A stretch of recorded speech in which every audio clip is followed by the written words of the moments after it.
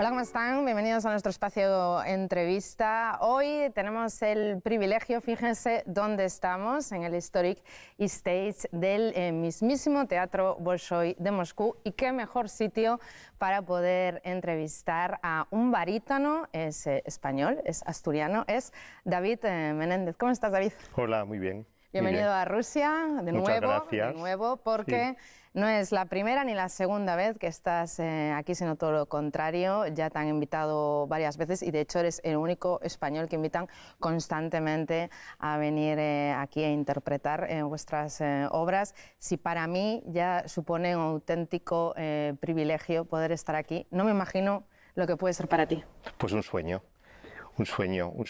que se hizo realidad en enero del 17, donde vine a cantar por primera vez un semi-stage del Viaggio a Reims, y ya en aquella ocasión me fui a España con la propuesta de participar en el Viaggio a Reims que el teatro había comprado para estrenar, digamos, la producción ya escenificada, y desde entonces pues es la sexta vez que estoy aquí, siempre haciendo Viaggio a Reims.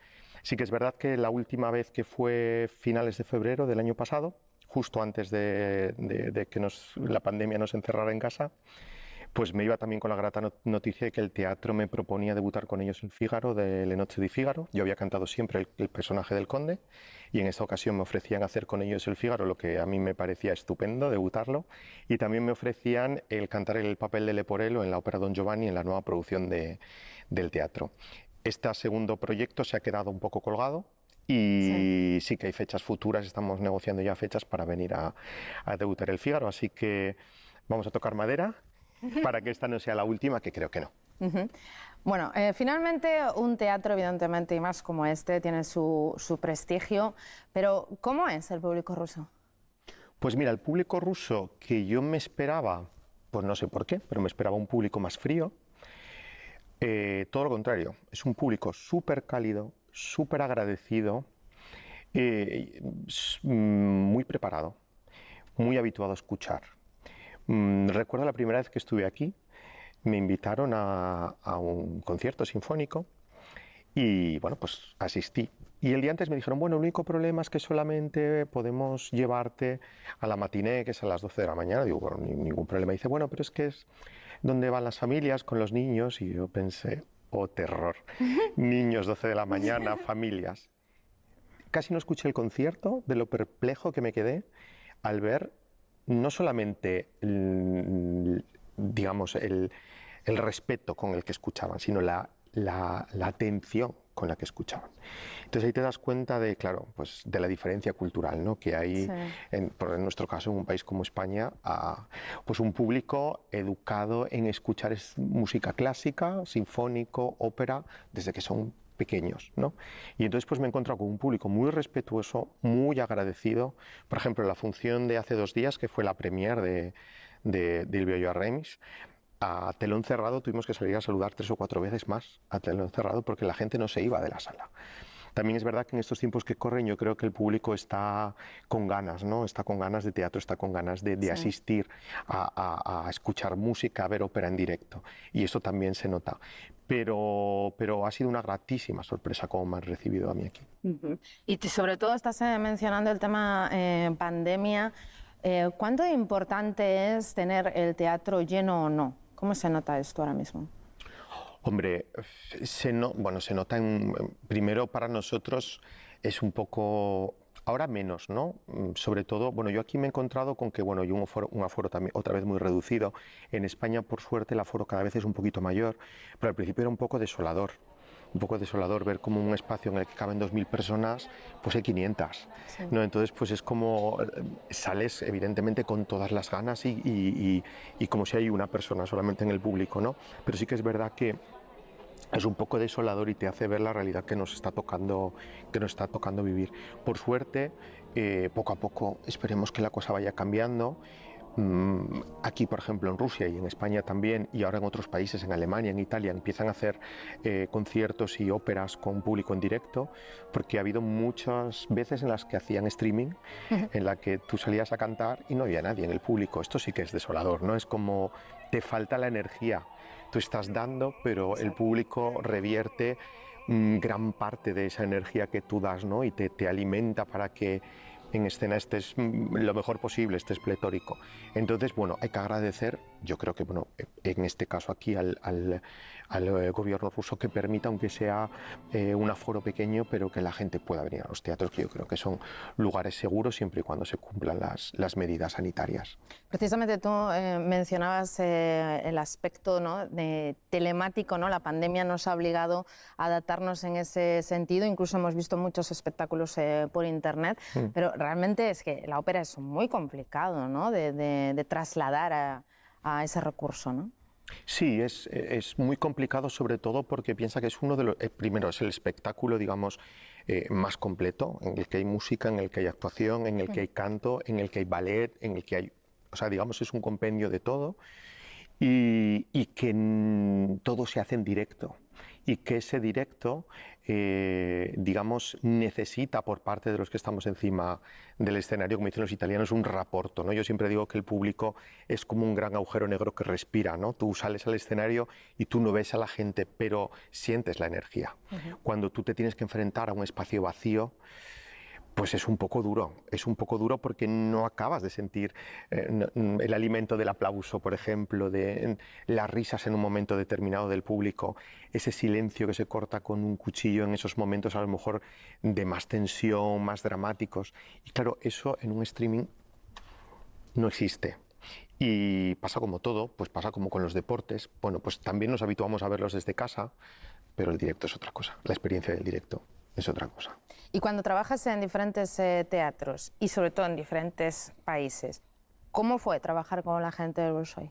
¿Qué te llamó la atención? Pues mira, me llamó muchísimo la atención la capacidad de trabajo que tienen, me llamó muchísimo la atención lo rigurosos que son y sí que es verdad, yo creo que es uno de los teatros en los que más he ensayado, en los que más he trabajado,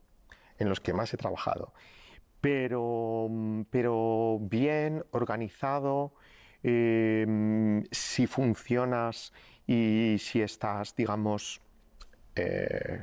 ¿cómo se dice? ¿Cómo decirlo, no? Como si estás a favor de obra, pro de obra, si no das problemas, si estás dispuesto a entregarte, si eres generoso, eso luego te lo devuelven, vamos, por triplicado. La verdad que se trabaja muy bien, muy a gusto. Y luego quiero decir, un teatro como este que tiene unas posibilidades tremendas. Comentábamos antes que encima de esta sala, de la sala principal del teatro histórico, hay otra sala en la que hay un escenario, es una sala de ensayos, en la que hay un escenario de las mismas dimensiones que este, con un foso igual, donde muchas veces hacen ensayos con orquesta, ya que al tratarse de un teatro de repertorio aquí hay función diaria. Sí.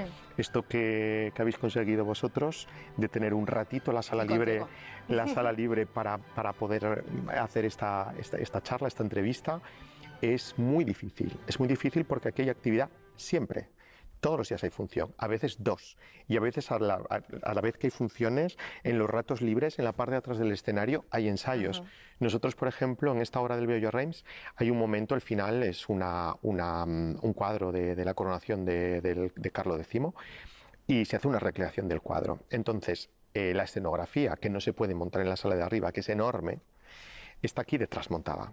Y entonces muchos días, pues a lo mejor 2 horas libres que hay entre el ensayo de la mañana de otra producción y la hora de comer o la pausa, nosotros venimos a ensayar para pisar, digamos, la escenografía real durante 2 horas para poder hacer el montaje aquí y luego continuar en la otra sala. O sea que es muy complicado el poder tener esta sala a nuestra disposición, aunque sea media hora, ¿no? Pero sí que es verdad que tiene unas posibilidades tremendas el teatro. Vamos a hablar un poquito más de ti, porque bueno, ya hemos hablado mucho del Bolshoi y tú eres el invitado. Y para enlazar un poco, si tu sueño es trabajar en el teatro Bolshoi, y evidentemente cuando uno consigue un sueño al final tiende a normalizarlo, ¿qué viene después?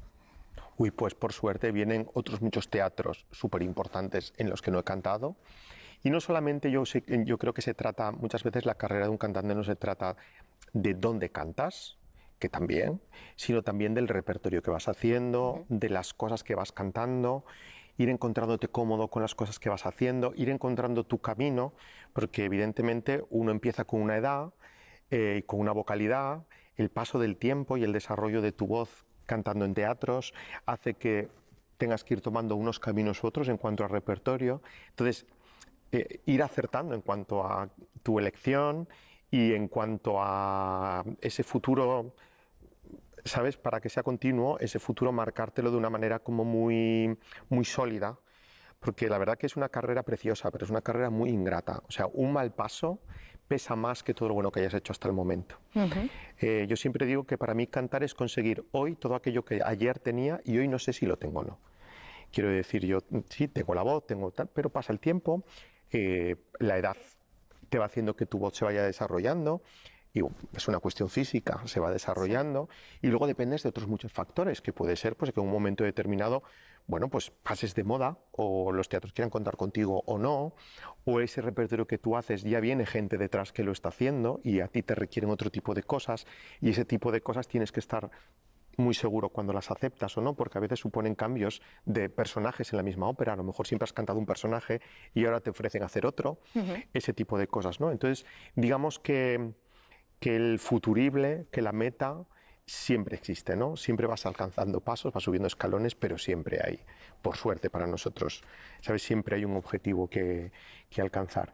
Puede ser el cantar en teatros también muy importantes, pues no lo sé, en la Scala, en el Covent Garden, en el Metropolitan, no lo sé, ¿no? Pero yo creo que más es el acertar con ese repertorio y el ser duradero en el tiempo, ¿no? Y que te permita acertar con una vocalidad que haga tener una carrera, digamos, longeva. Bueno, David, me comentabas antes, estábamos hablando de tus sueños y también de las limitaciones que se van presentando a lo largo de tu carrera. Tu herramienta, sobre todo, es tu voz. ¿Cómo te cuidas? Pues mira, digamos que yo he tenido la suerte, no sé si es una suerte o no, yo creo que sí que es una suerte, de haber normalizado muy pronto el hecho de que mi voz me acompaña siempre. Y que yo tengo que saber que mi voz es un filtro por el que pasa todo. Todo es todo. Todo pasa si estás bien, si estás mal, si estás enfermo, si te has reído, si has salido de marcha, si has bebido, si no has bebido, si estás triste, si... todo. O sea, todo pasa por el filtro de tu voz. Y cuanto antes normalices que no todos los días estás igual, mejor. Porque así no te obsesionas. Decía Carreras en un comentario que hacía, ¿no? muy simpático, que decía algo así como que de voz bien se está 1 o 2 veces al año. Una te toca estar en casa y otra quizá en un ensayo. Esto de tener un día de estos pletóricos que dices, oye, estoy de voz fenomenal y además tengo función, se da, vamos, son casi como los eclipses, ¿no? Y yo creo que cuanto antes se normalice que uno puede dar un buen nivel al margen de cómo se encuentre ese día, que la profesión y la técnica hace que tú tengas herramientas para poder ser solvente y para ofrecer una buena función y para cantar de una manera óptima, mejor. Entonces, lo que tú me preguntabas, ¿cómo me cuidaba? Bueno, pues evidentemente hay determinadas cuestiones que uno va aprendiendo con el tiempo. Pues no lo sé, pues tú sabes que si a lo mejor sales de casa con el pelo mojado, recién salido de la ducha y te coges un catarro, pues mejor no hacerlo, por ejemplo, ¿no? O si bebes frío y tal, pues a lo mejor intentas no hacerlo, pero cosas normales, digamos. Bueno, me comentabas también anteriormente que la ópera es un género que abarca otros muchos y precisamente en alguna entrevista has comentado que quizás en el futuro te gustaría dedicarte a alguna otra cosa. Veremos a David Menéndez, no sé, como actor solo. Bueno, pues nunca se puede decir que no.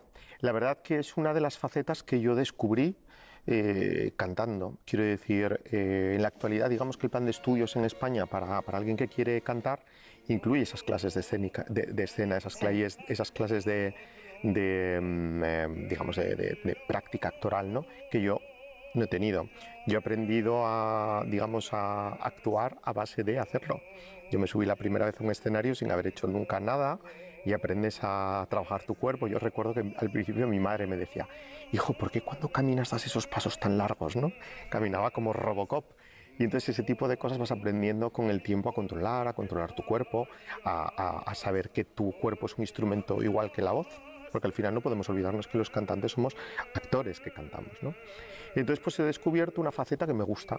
Pues no lo sé, es posible que sí, ¿por qué no? De hecho, por ejemplo, nosotros, algo tan nuestro como es la zarzuela, implican que los cantantes tienen que hablar, tienen texto hablado, se intercalan los números musicales con los números actorales, digamos, ¿no? Y entonces es algo que sí, que me gusta y que en algún momento, cuando a lo mejor mi voz ya no esté para cantar grandes roles, pues me dedique a hacer otro tipo de cosas o de partiquinos, digamos, que a lo mejor la parte actoral sea más importante. Sí. Pues sí, me encantaría cuando sea abuelito poder hacerlo.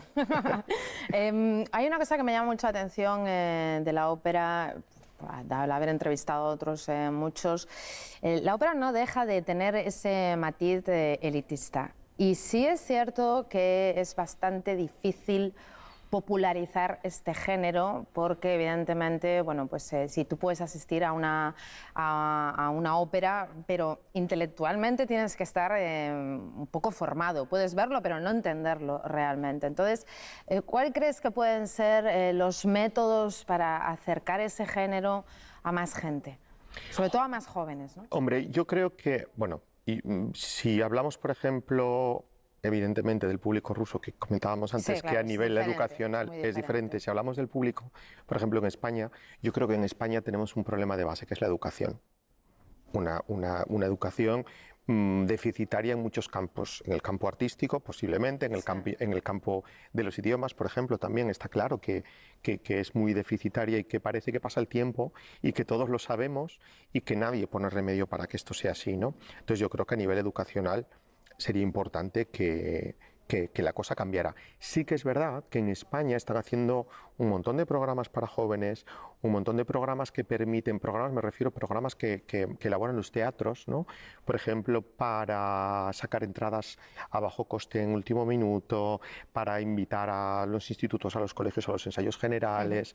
Y yo creo que parece que no, pero es una manera de enganchar al público. Yo creo que el gran problema que tenemos es que la gente entre el teatro. Una vez que está dentro, ese gusanillo, si te pica, te pica. Y yo, por ejemplo, como experiencia, mis amigos de toda la vida, del colegio, del instituto, pues, vamos, la ópera ni de lejos. Ha empezado a venir a ver alguna cosa a raíz de que yo cantaba. Pues uno trabajaba en Madrid o en Barcelona, yo cantaba en el Liceo, en el Real.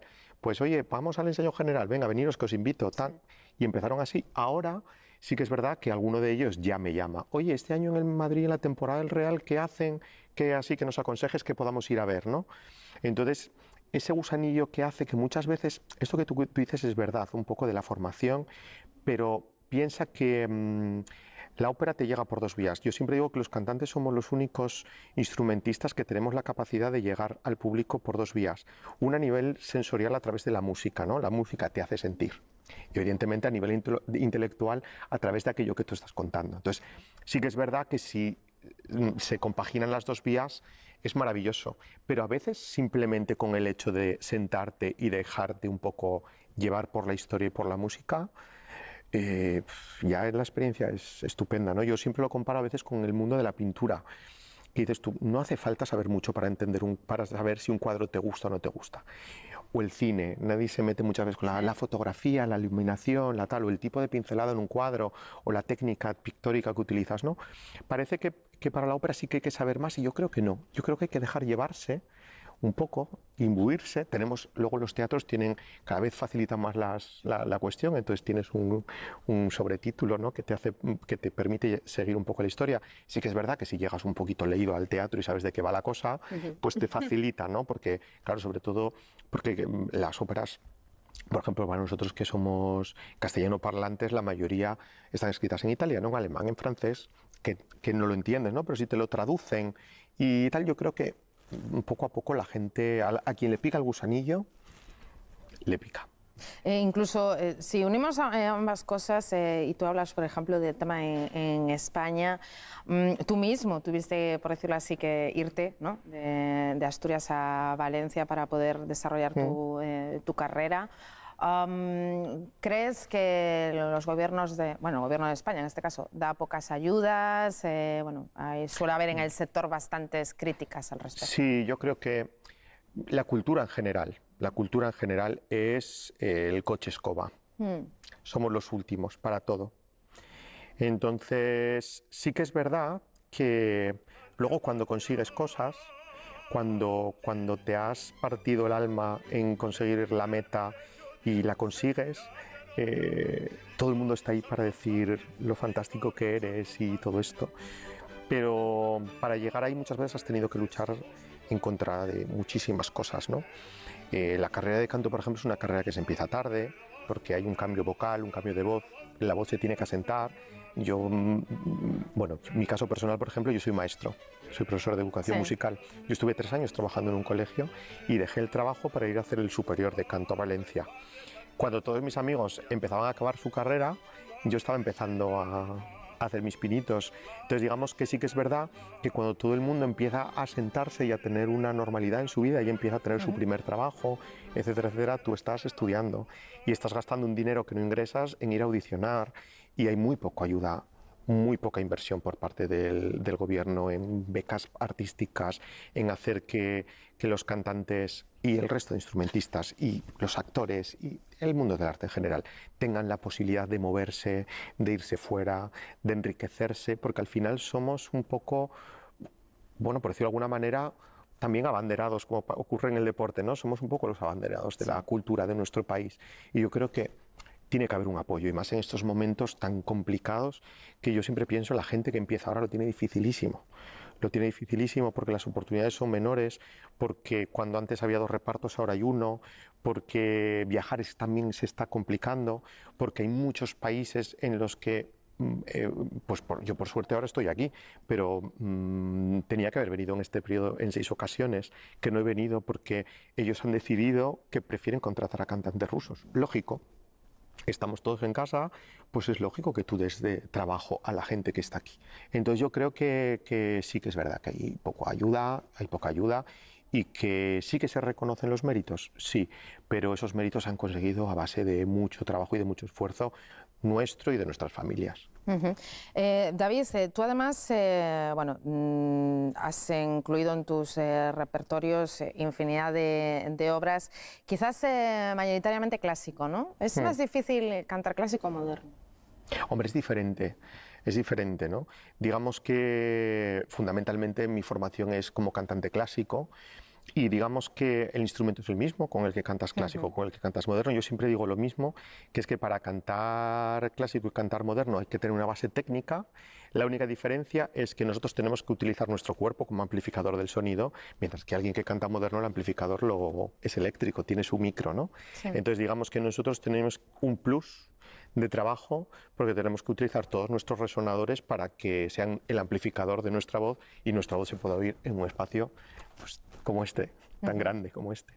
Y también me llama la atención en este tipo de entrevistas que todo parece muy bonito, pero la soledad de un artista os acompaña continuamente y muchas veces pues entiendo que te plantees, ¿no?, ciertas cosas, pero compensa, supongo, ¿no? Sí, yo siempre digo lo mismo, que la profesión es muy bonita, pero tiene parte negativa, como todas las profesiones tienen parte negativa, y la parte negativa de momento pesa menos que la positiva, por lo tanto compensa.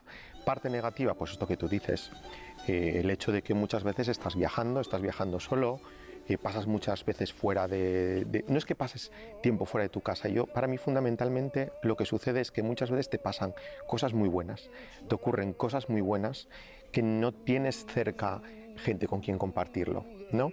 Y gente además, pues tus amigos, tu familia, tu pareja, quien sea, gente cercana que también renuncian a muchas cosas por ti, renuncian a tenerte muchas veces en momentos cruciales. O mira, por ejemplo, este año, que al final no ha sido ni de una manera ni de otra, este año pasado yo tenía que haber pasado la Navidad aquí, porque me proponían cantar Bodas de Fígaro justo el día de Navidad. Yo siempre he estado en Navidad en mi casa, el día de Nochebuena es, sagrado estar. Pues yo este año, antes de dar el ok aquí, pues tuve que consensuar con mi hermana, con mis padres, el hecho de, ¿pasa algo si yo no estoy? Si vosotros me decís, hijo, vente, yo vengo y digo que no al Bolshoi. Evidentemente me dijeron, no, vete al bolso. Y navidades hay muchas, días hay muchos. Hay muchos días en los que seguramente cenas solo, es un día más, y nosotros te tenemos en otras ocasiones, ¿no? Y entonces a veces es una renuncia también por su parte importante. Y eso pues a veces, pues bueno, pues tienes que sopesarlo. Pero sí que es verdad que si tienes una vida, digamos, normal, si no te dejas absorber por la profesión todo lo que la profesión quiere absorberte, porque es una profesión que puede ser muy, muy obsesiva. Sí. Antes hablábamos del cuidarse, ¿no? El no hablar por teléfono, no sé, hay muchísimas cosas, que hay mucha gente que está muy obsesionada con cosas, ¿no? Pues puedes disfrutar, bueno, pues de otros momentos, y yo sí que es verdad que siempre que puedo, pues intento que mis padres o mi familia, mis amigos vengan a verme y disfruten un poco de esas buenas noches que uno tiene en los teatros, y que a veces siempre digo lo mismo, pues a lo mejor tienes una noche fantástica, ha venido un montón de gente, has firmado un montón de autógrafos, se acaba todo y te vas corriendo a lo mejor al McDonald's a cogerte la hamburguesa porque está todo cerrado ya, y cenas en la más absoluta soledad de tu habitación de hotel. Pero compensa. Muchísimas gracias, no tenemos más tiempo. Gracias a ti. Encantada de conocerte y bueno, te veremos entonces de nuevo por Moscú. Esperemos que sí. Muchísimas gracias. Gracias. Y gracias también a ustedes por su atención. Hasta la próxima.